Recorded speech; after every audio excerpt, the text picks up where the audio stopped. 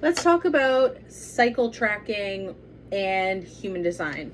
So, the concept of cycle tracking or cycle syncing, if you're not familiar with it, is essentially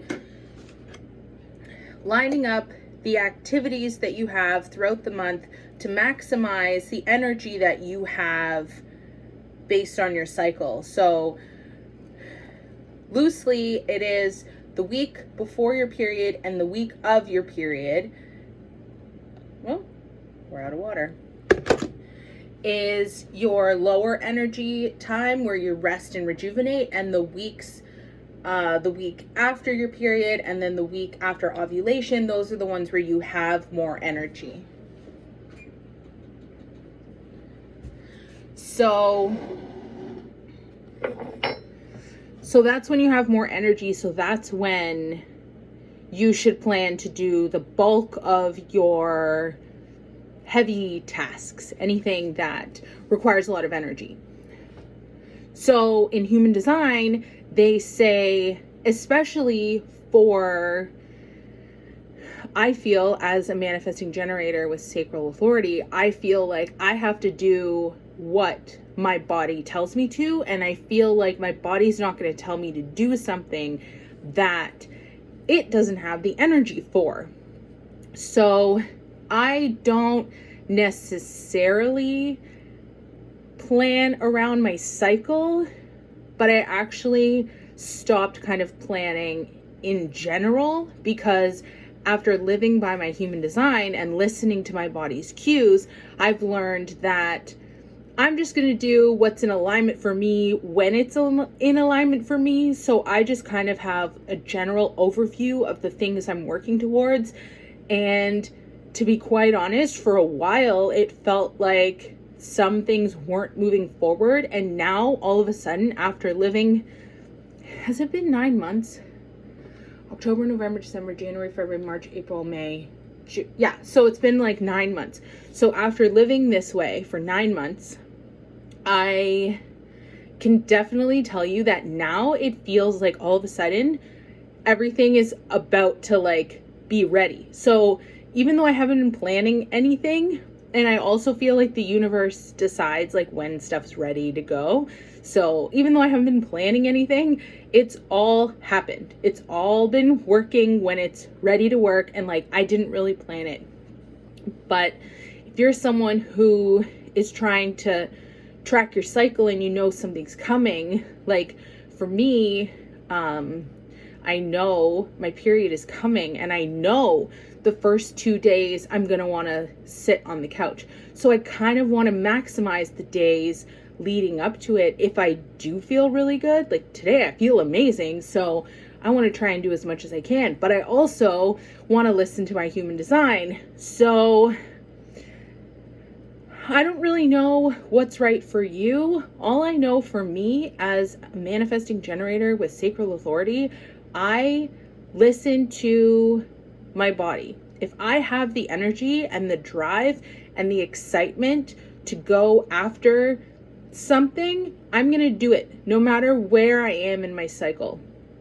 Will I push myself knowing my period's coming? Yeah, maybe, because especially in the first few days, I just know how I feel those first few days, and it's pretty consistent how I feel those first few days. So yeah, I want to maximize. No, I don't want to lose steam, but it's really important to remember that your body's not going to be lit up for you to do anything if it's not right for you. So really, what I want to share with you is that you should ultimately go with how you're feeling. If you're a planner, maybe don't plan stuff those days. If you want to throw planning out the window, I'm probably going to do a whole episode on that, because that's definitely something that I've done. I have absolutely thrown planning out the window. Anybody who's known me for a long amount of time, they know I'm a planner. I love planning and lists and scheduling and calendars and all that stuff. And that's why I have this chalkboard on the fridge, and then on this side of the fridge, there's a calendar. And I don't use them anymore because I don't plan things anymore. So My point is, if you want to plan things, go ahead. It's really great to plan with your cycle because typically your energy is going to fluctuate. If your cycle is normal, your energy is going to fluctuate normally, like how I described with the 2 weeks and the 2 weeks. And if you don't have a normal cycle, maybe following your body and your instincts is going to be the right thing for you. But either way, as someone living by my human design, definitely just listening to how my body feels is always going to be the right thing every single time. I'm a visual person, and if you're a visual person like me, maybe this will help you. So let's say these are the 4 weeks of your cycle. 1, 2, 3, 4 for people who are regular. So let's say this week with the gray line on it is period week, and then you have 1, 2, 3. So with cycle tracking, this week and then this week, because this would be the week before the next period, these are the 2 weeks that in theory you will have lower energy. And these are the 2 weeks that in theory you will have more energy. So you can plan stuff around those 2 weeks. But what I'm trying to say is that despite that cycle tracking, you can feel in alignment with something and feel all this energy and feel that something is right for you on those weeks that you have lower energy. So what I'm trying to say is that if you are a planner, you can plan around your cycle, but I think you can marry the two concepts if you are someone who wants to live in alignment, live by your purpose, and maximize your energy and output. So you can try and plan during those 2 weeks where you're going to have more energy.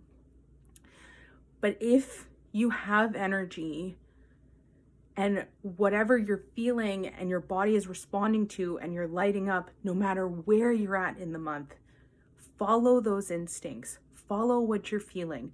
This morning, I worked for 2 hours and didn't even notice worked for 2 hours. And then all of a sudden I was hungry because it was lunchtime and like lunch had passed and I didn't even realize because I was so in flow.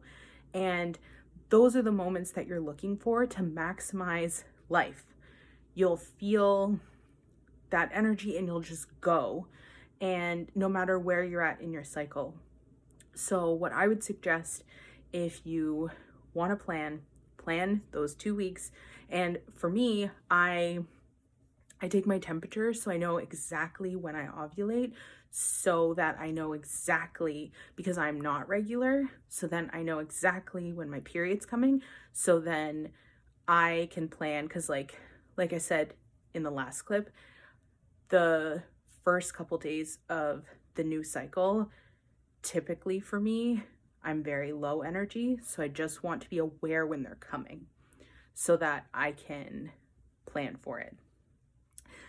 And for me, that's really the only planning I do. I need to know when the first day is going to be so that I know the first couple days and I plan around. And then everything else, even on those 2 days, really, I just listen to how my energy is day by day.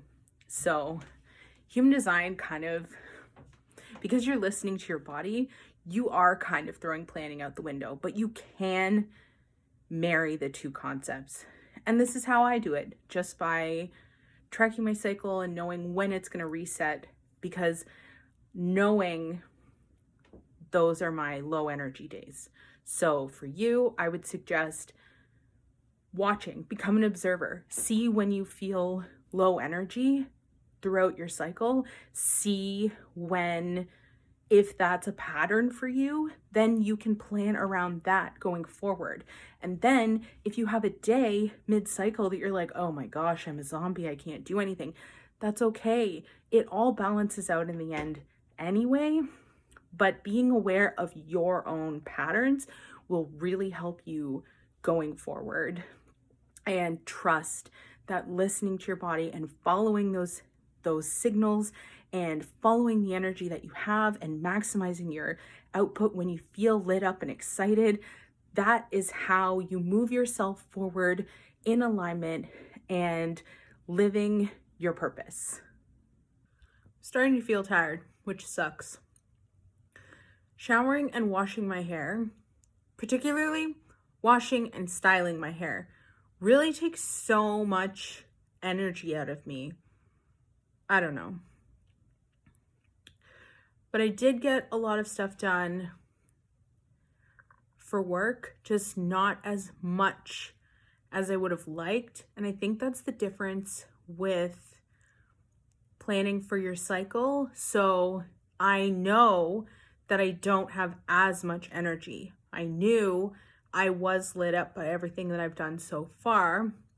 And I think that killed whatever kind of energy that I did have. So I definitely think if you only have a little bit of, like, if you know where you're at in your cycle, then you know, okay, well, I might not have as much energy to do everything. So kind of like plan accordingly. So I guess it's just this kind of balance. And ultimately, you got to see what works best for you. So for me, I'm tired and I have a lot of stuff that has to get done that I really want to do, but I physically feel like I don't have energy. So I'm taking that as a big sign to just stop for the day. It's 6:30 on Friday night, so I'll just relax, kick back, and tomorrow's a new day. I don't really use weekends anymore the way I did when I worked a 9 to 5. If I have the energy to do something or the inspiration or the passion to do something on the weekend, I do it. Unless I have like an event or something, then I won't, but I don't really observe the week anymore the way that I used to, which is kind of nice. It's another way that I'm able to optimize the energy that I have based on how I'm feeling and everything we've talked about this whole day so far. And I feel like it really helps put out my full effort, my full attention, my full self in everything that I do because I'm working from that place of energy and excitement and passion. The day is over, about to get ready for bed. I posted what I feel is a really strong, powerful message on TikTok around like 6 and maybe closer to 7, and it got, when I checked like half an hour ago, it had like 60 views, which is really odd for my TikToks. Usually it gets about a couple hundred in a few hours. So the mysteries of these algorithms really elude me because I've never had a video go viral, but like I will have the odd video. Like I did a mini vlog on what it was like to wear a crop top in public for the first time, and that video, I don't even know if it hit 100 views. And then since then, everything has like minimum 200. I have a couple that are just over, like I have one that's 11,000, one that's 12,000, and then most of my videos get around like 2,000, like anywhere from like 200 to like 2,000 is usually like normal for me. But to get only 60 views just seems really low, and it's just sad and sometimes like disheartening because, you know, we work hard and we have good messages and we want to share those messages, and it's really hard to do so when some videos get pushed out more than others, and it just doesn't make sense. So going through that. Otherwise, had a pretty relaxed evening. Watched the Fantastic Beasts, what's it called? Secrets of Dumbledore. That came on Crave. So we watched that. Well, I watched that. My husband slept beside me, and so did the dog. So I watched it while the boys slept. And